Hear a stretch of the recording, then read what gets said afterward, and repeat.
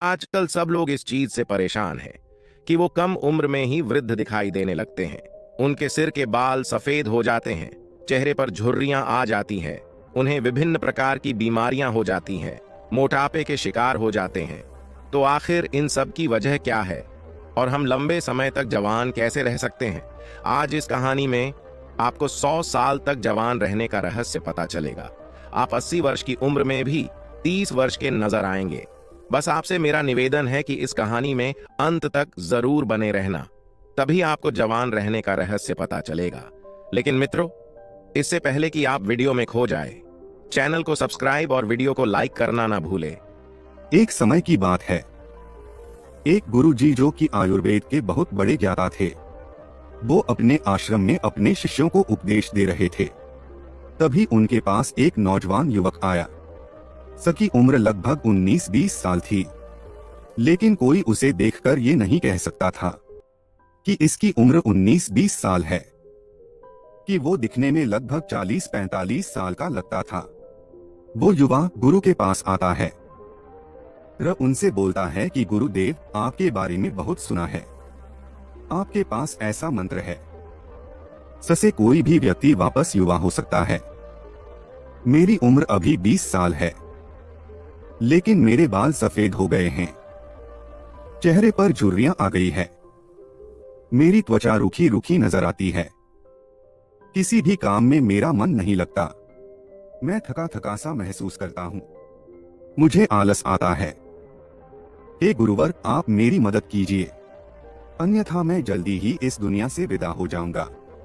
उस युवक की पूरी बात ध्यान से सुनने के बाद गुरु ने उससे कहा, मेरे पास ऐसा कोई मंत्र नहीं है, लेकिन हाँ, मेरे पास ऐसे नियम हैं, जिन्हें अगर तुमने अपने जीवन में अपना लिया तो तुम लंबे समय तक जवान बने रहोगे।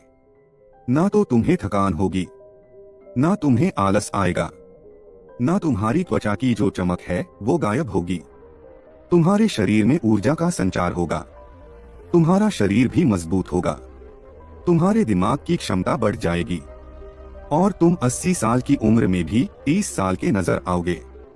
गुरु की बातें सुनकर वो युवक बोला, मैं हर नियम का पालन करने को तैयार हूँ, आप मुझे बस वो नियम बताइए।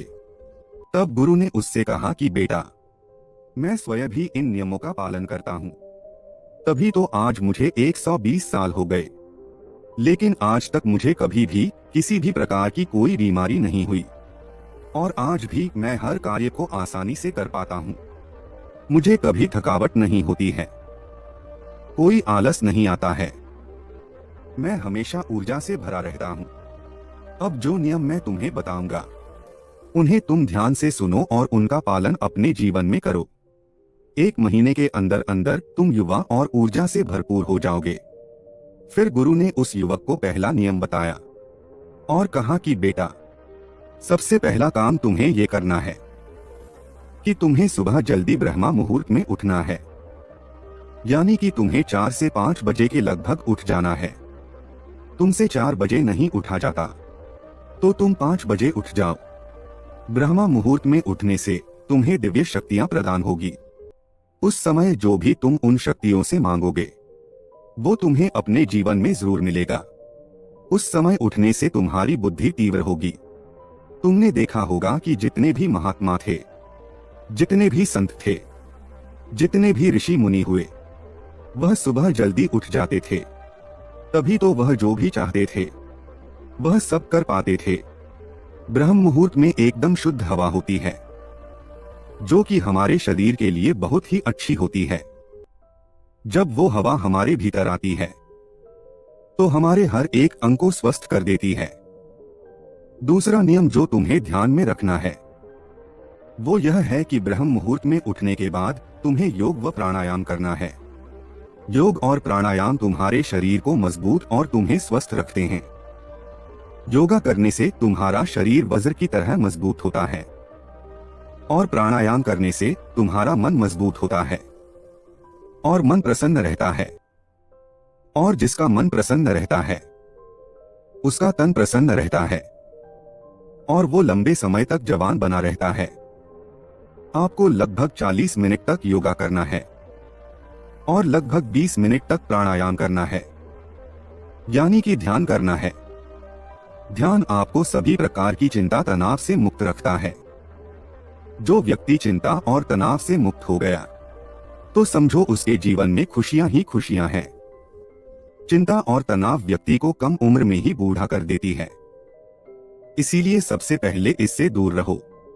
इसके बाद गुरु तीसरा नियम बताते हुए कहते हैं, योग और प्राणायाम करने के आधा घंटा बाद सूर्य देवता की धूप लो। ऐसा करने से आपके शरीर में एक भी शक्ति की कमी नहीं होगी।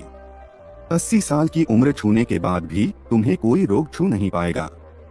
ये जो सूर्य की धूप है, यह हमारे लिए बहुत जरूरी है। अगर 3 दिन तक सूर्य निकले ही ना तो धरती मरना शुरू हो जाएगी। पेड़ पौधे, पशु पक्षी, जीव जंतु, हर एक चीज सूर्य की ताकत को पाते हैं। हम जो ऑक्सीजन ले रहे हैं वो भी सूर्य की वजह से ही ले रहे हैं। हम जो भोजन करते हैं वो भी सूर्य की वजह से ही कर पाते हैं। हमारी हड्डियों में जो जान है वो भी सूर्य की वजह से है। हमारा दिमाग जो बहुत तेजी से काम करता है वो भी सूर्य की वजह से ही करता है। इसीलिए बड़े बड़े संत महात्मा सुबह उठकर सूर्य नमस्कार करते हैं, पूजा करते हैं। पूरी धरती इसी से वरदान पा रही है। जैसे आप अपने मोबाइल को चार्ज करते हैं, सूर्य आपको चार्ज करता है। यहां से आपके शरीर में शक्ति आती है। लेकिन आजकल लोग धूप में जाना पसंद नहीं करते हैं। उनका कहना है कि हमारी त्वचा खराब हो जाएगी, हमारी त्वचा का रंग काला पड़ जाएगा। लेकिन सूर्य की वजह से ही हम सब हैं। और हमारी खूबसूरती का जो राज है वो सूर्य ही है। सूर्य की वजह से ये दिमाग चलता है और आप इसी दिमाग से सोचते हैं। सूर्य की धूप हमारे लिए नुकसानदायक है, लेकिन परमात्मा ने पहले से ही उसके ऊपर फिल्टर लगा के भेजा है। जिस तरह की रोशनी की जरूरत आपको है, उसी तरह की किरणें आपको सूर्य से मिलती है। हमारे पूर्वज सूर्य स्नान को महत्व देते थे, इसीलिए रोजाना आधे घंटे सूर्य की धूप लेना शुरू कर दो। आपको बीमारियां कभी नहीं होगी और आप लंबे समय तक युवा बने रहेंगे। इसके बाद गुरु चौथा नियम बताते हुए कहते हैं, अच्छा और सात्विक भोजन करो और इच्छा से थोड़ा कम खाओ। हमें भोजन में ज्यादा से ज्यादा फल और सब्जियों का उपयोग करना चाहिए और कम मसालेदार चीजों का प्रयोग करना चाहिए, क्योंकि फल और सब्जियों को पचाने में मात्र 5 से 6 घंटे लगते हैं। वहीं अनाज को पचाने में 10 से 15 घंटे लग जाते हैं। गुरु चौथा नियम बताते हुए कहते हैं, अच्छा और सात्विक भोजन करो और इच्छा से थोड़ा कम खाओ। हमें भोजन में ज्यादा से ज्यादा फल और सब्जियों का उपयोग करना चाहिए और कम मसालेदार चीजों का प्रयोग करना चाहिए, क्योंकि फल और सब्जियों को पचाने में मात्र 5 से 6 घंटे लगते हैं। वहीं अनाज को पचाने में 10 से 15 घंटे लग जाते हैं। लेकिन आजकल लोग जो हैं वो सात्विक भोजन खाना भूल गए हैं। उनको सात्विक खाना घास फूस लगता है। वो जब देखो पिज्जा, बर्गर खाते रहते हैं, चाउमीन, ऐसी चीजें खाते रहते हैं जो हमें नुकसान पहुंचाती है। उनको ठूस ठूस के खाते रहते हैं। जो चीज वाकई में घास फूस है उनको तो वो खा रहे हैं, और जो चीजें हमारे स्वास्थ्य के लिए लाभदायक हैं उनको वो छोड़ रहे हैं। आपको पता है पिज्जा, बर्गर, इनको पचाने में कितना समय लगता है? इनको पचाने में लगभग 8 से 10 घंटे का समय लगता है। और तो और कई बार हम लगातार इनको खाते ही रहते हैं, तो ये हमारे पेट में पच ही नहीं पाते हैं और फिर ये वहीं पर पड़े पड़े सड़ने लगते हैं। और जब ये सड़ने लगते हैं तो वहां पर बहुत सारे बैक्टीरिया उत्पन्न कर देते हैं और फिर वो बैक्टीरिया हमारे पूरे शरीर में जाते हैं। जहर थोड़ा सा ही हो, लेकिन थोड़ा सा जहर आपको मृत्यु की शैया तक ले जा सकता है। जब हम 10 लीटर दूध में कुछ बूंद दही की डाल देते हैं तो वो पूरा का पूरा दूध दही में परिवर्तन हो जाता है। जो दही में बैक्टीरिया थे वो पूरे 10 लीटर दूध में मिल जाते हैं और 10 लीटर दूध को दही में परिवर्तन कर देते हैं। वैसे ही थोड़ा सा खराब भोजन हमारे शरीर में फैल जाता है, जिससे आपको विभिन्न प्रकार की बीमारियां होती हैं और आप उम्र से पहले ही बूढ़े नजर आने लगते हैं। ज्यादा मसालादार खाना खाने से किसी भी प्रकार की कोई ऊर्जा नहीं मिलती है, बल्कि ये खाना हमारी ऊर्जा को व्यर्थ कर देता है। क्योंकि जब हम ऐसा खाना खाते हैं तो इस खाने को पचाने में हमारी पूरी ऊर्जा व्यर्थ हो जाती है और हमें आलस आने लगता है, शरीर थका थका सा लगने लगता है। इसीलिए जितना हो सके सात्विक भोजन करो, क्योंकि ऐसे भोजन में ऊर्जा होती है। इसे पचाने में आपके शरीर की ऊर्जा भी ज्यादा व्यर्थ नहीं होती है, जिस वजह से आप ऊर्जा से भरपूर रहते हैं। और आपको एक बात और ध्यान में रखनी है। ये लोग कहते हैं कि वास्तु को मैं नहीं मानता। मैं कहता हूँ नहीं मानते ना, कोई बात नहीं है। 3 दिन का क्लास को एक बात और ध्यान में रखनी है। आपको भोजन करने का समय निर्धारित करना है। अगर आप शाम को 8 बजे भोजन खाते हैं तो अगले सुबह आपको 10 बजे ही भोजन करना है। ऐसा नहीं कि आप थोड़ी थोड़ी देर बाद कुछ खाते पीते हैं। जब हम थोड़ी थोड़ी देर में कुछ खाते पीते रहते हैं तो हमारा पहले वाला भोजन तो पचता नहीं है और हम ऊपर से दूसरा डाल लेते हैं, जिससे फिर वो हमारे पेट में सड़ता रहता है, हमें किसी भी प्रकार का लाभ नहीं पहुंचाता है। और इस बारे में तो मैंने पहले ही बता दिया कि जो भोजन सड़ता है उसका क्या होता है। इसीलिए भोजन करने के समय में अंतराल रखें। इससे आपका भोजन अच्छे से पच जाएगा और पेट में सड़ेगा भी नहीं। आपको भोजन उतना ही करना है जितने की आपको आवश्यकता हो। ऐसा नहीं कि आपका कोई मनपसंद भोजन है तो आप उसे ठूस ठूस कर खा ले। याद रखना बेटा, जितना कम खाओगे उतना लंबा खाओगे, यानी उतना लंबे समय तक खा पाओगे। सड़ा गला भोजन करोगे, यानी कि पिज्जा बर्गर खाओगे, मसालेदार चीजें खाओगे तो जल्दी बूढ़े हो जाओगे और मर जाओगे।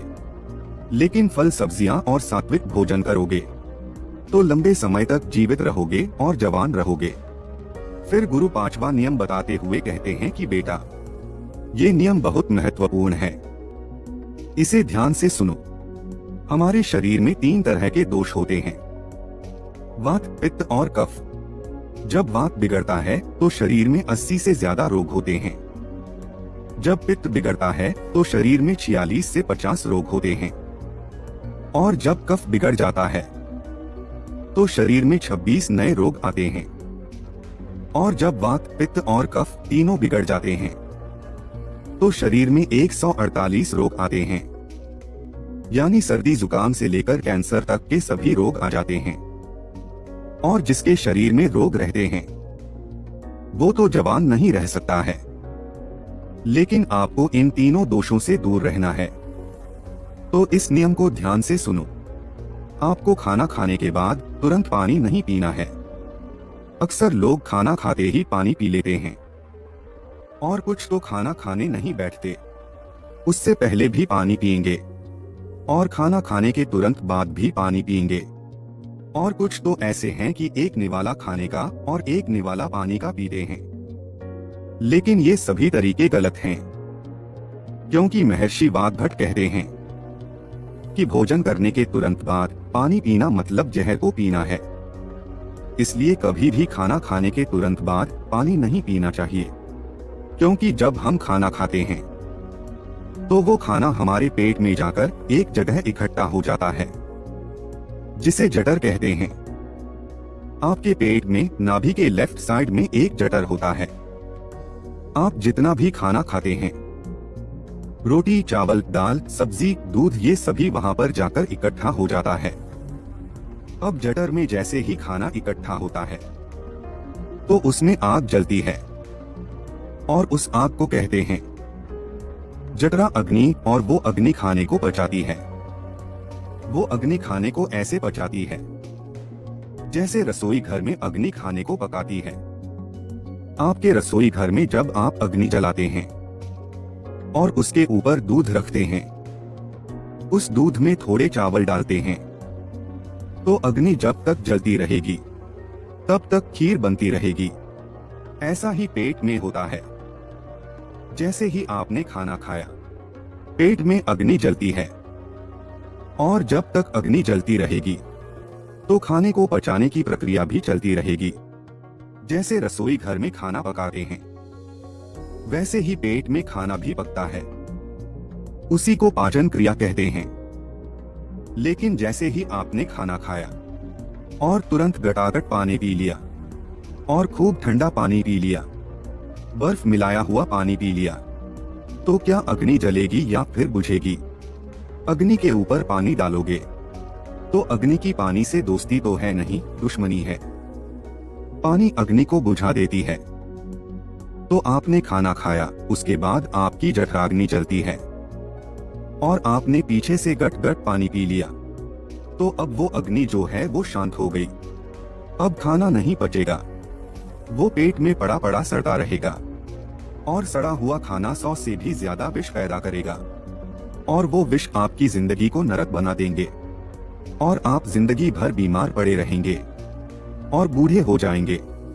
कुछ लोग कहते हैं कि मुझे पेट में गैस बनती है, खाना हजम नहीं होता है, पेट में जलन रहती है। लेकिन ये सभी बीमारियां खाने के ना पचने की वजह से नहीं होती है, बल्कि खाना खाने के तुरंत बाद पानी पीने से होती है। अगर आपको पानी पीना है तो खाना खाने के 1 घंटे बाद पानी पीना चाहिए, और खाना खाने के 40 मिनट पहले आप जितना चाहें उतना पानी पी सकते हैं। लेकिन खाना खाने से पहले और खाना खाने के बाद तुरंत आपको पानी नहीं पीना है, क्योंकि 1 घंटे के अंदर अंदर आपकी जठराग्नि उस खाने को पचा देती है। उसके बाद आप पानी पी सकते हैं। मित्रों, अगर आपको पानी पीने के तरीके के बारे में विस्तार से जानना चाहते हैं तो इस वीडियो को जरूर देखें। फिर गुरु उस युवक को कहते हैं कि बेटा, आप खाना खाने के बाद पानी तो नहीं पी सकते हैं, लेकिन हाँ, आप खाना खाने के बाद फलों का रस, दही या दूध पी सकते हैं। आप सुबह फलों का रस ले सकते हैं, दोपहर में दही या लस्सी पी सकते हैं, और रात्रि के भोजन के पश्चात आप दूध भी पी सकते हैं। आपके वात, पित्त, कफ तीनों इस छोटे से नियम से संतुलन रहेंगे। इसके बाद गुरु ने उस युवक से कहा कि बेटा, जब भी पानी को पियो तो हमेशा घूंट घूंट करके पियो। एक साथ पानी पीना बहुत गलत है, क्योंकि जब हम घुट घुट करके पानी पीते हैं तो मुंह की लार पानी के साथ मिलकर पेट के अंदर जाती है, और ये जो मुख की लार होती है वो क्षारीय होती है, और पेट में हमेशा अम्ल बनता रहता है। जब हम पानी पीते हैं और मुंह की लार उसके साथ अंदर जाती है और वो अम्ल के साथ मिल जाती है, जिससे व्यक्ति के पेट का जो अम्ल है वो नष्ट हो जाता है। उसे एसिडिटी नहीं होती है, पेट में जलन नहीं होती है, उसे गैस भी नहीं बनती है, और साथ ही साथ रक्त में अम्लता नहीं होती है। और जिनके रक्त में अम्लता नहीं होती है उनका वात, पित्त और कफ तीनों हमेशा संतुलन बना रहता है। इसीलिए हमेशा घुट घुट करके पानी पिए। आपने चिड़िया को देखा होगा, चिड़िया हमेशा एक बूंद पानी उठाती है और फिर अपनी चोंच में लाती है और उसे पी जाती है। इसके बाद वो दूसरी बूंद पानी की उठती है और उसे भी पी जाती है। इसी तरह कुत्ता, बिल्ली, शेर जितने भी जीव जंतु हैं वो भी घूंट घूंट करके, चाट चाट के पानी को पीते हैं। इसलिए कभी भी पक्षी या जानवर को कोई डायबिटीज नहीं होती है, कोई अर्थराइटिस नहीं होता है, कोई पक्षी ओवरवेट नहीं होता है, वो सब स्वस्थ रहते हैं। लेकिन उन पशु पक्षियों को ये कौन सिखाता है? वो अपने जन्म से ही ये ज्ञान सीख के आते हैं। उनका कोई गुरु नहीं होता है, उनका कोई विद्यालय नहीं होता है, उनके कोई प्रशिक्षण शिविर नहीं है। फिर भी उन्हें इतनी अक्ल है कि वो पानी को घुट घुट करके पीते हैं और हम मनुष्य जिनके इतने गुरु हैं, इतने विद्यालय हैं, इतने शिक्षक हैं, सिखाने वाले हैं, पर हम मूर्ख के मूर्ख गटागट पानी को पीते रहते हैं। Today I want to teach you a simple way to read tarot cards. Let's look at this card. The Magician, right? Magician is someone who can manifest anything in his life. अगर आप फिर गुरु उस युवक से कहते हैं कि चाहे कितनी भी प्यास क्यों न लगे, लेकिन कभी भी ठंडा पानी नहीं पीना चाहिए, क्योंकि हमारा पेट वो गर्म रहता है। और जब हम ठंडा पानी पीते हैं तो हमारे पेट में झगड़ा शुरू हो जाता है। या तो पेट पानी को गर्म करे या फिर पानी पेट को ठंडा करे। और अगर पानी ने पेट को ठंडा कर दिया तो पेट के ठंडे होते ही आपका हृदय ठंडा हो जाएगा। हृदय के ठंडे होते ही मस्तिष्क ठंडा हो जाएगा। मस्तिष्क के ठंडे होते ही आदमी ठंडा, और आदमी के ठंडे होते ही राम नाम सत्य हो जाता है। अगर आपको ठंडा पानी पीना है तो आप मिट्टी के घड़े का ठंडा पानी पी सकते हैं। इसके बाद गुरु उस युवक को छठा नियम बताते हुए कहते हैं कि जीवन में हर तरीके के नशे से दूर रहो, चाहे फिर वो बीड़ी हो, सिगरेट हो, तंबाकू, शराब, ये सब चीजें आपके शरीर में जहर का काम करती है। ये आपके शरीर को अंदर से धीरे धीरे खोखला करती रहती है, जैसे दीमक एक पेड़ को अंदर से खोखला करती है। वो पेड़ बाहर से तो बहुत सुंदर दिखाई पड़ता है, लेकिन अंदर ही अंदर वो कमजोर हो जाता है। फिर एक दिन हवा के झोंके के साथ वो गिर जाता है। वैसे ये सारी चीजें वो हमें अंदर से कमजोर बनाती है, और फिर एक दिन ये आपको समाप्त कर देती है। इसीलिए जितना हो सके नशीले चीजों से दूर रहो। फिर गुरु उस युवक को कहते हैं कि बेटा, अगर तुमने इन 6 नियमों का पालन 1 महीने तक भी कर लिया तो 1 महीने के अंदर ही तुम्हें तुम्हारे भीतर परिवर्तन दिखना शुरू हो जाएंगे, और कुछ ही दिनों में तुम स्वस्थ और जवान हो जाओगे और हमेशा जवान बने रहोगे। मित्रों, इस वीडियो में बस इतना ही। मिलते हैं अगले वीडियो में एक और नई जानकारी के साथ।